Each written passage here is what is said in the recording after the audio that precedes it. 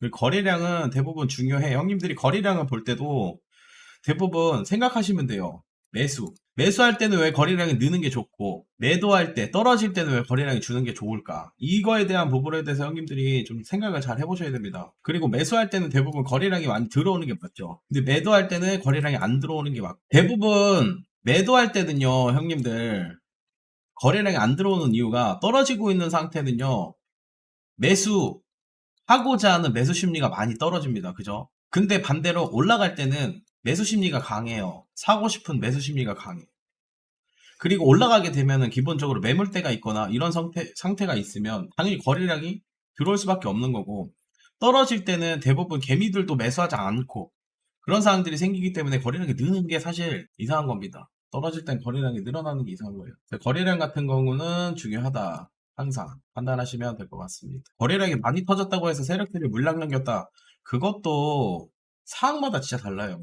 어떤 상황에서 어떻게 거래량이 터졌는가에 대해 다르고, 예를 들어서 신고가가 아니야.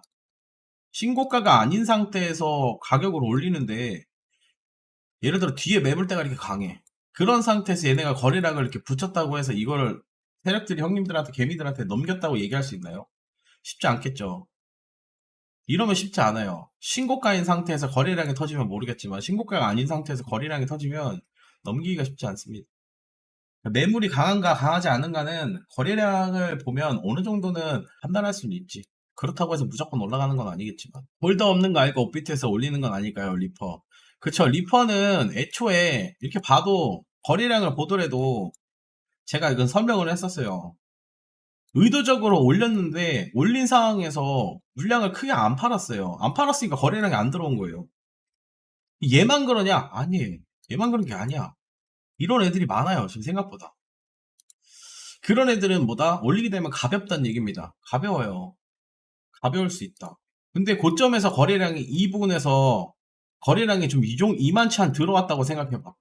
그리고 거래량이 이렇게 줄었어. 그럼 뭐야? 올라오게 되면 저항을 엄청 많이 받겠죠. 돈을 어느 정도 써야 되는 상황이 생길 수 있고. 그러면 얘네들이 매집을 한다라고 한다면 이 자리에서 어느 정도 물량을 던졌으면 매집을 어떻게 할까요? 어떻게 할까? 요만치만 떨궜을까요? 아마 더 떨궜을 거예요.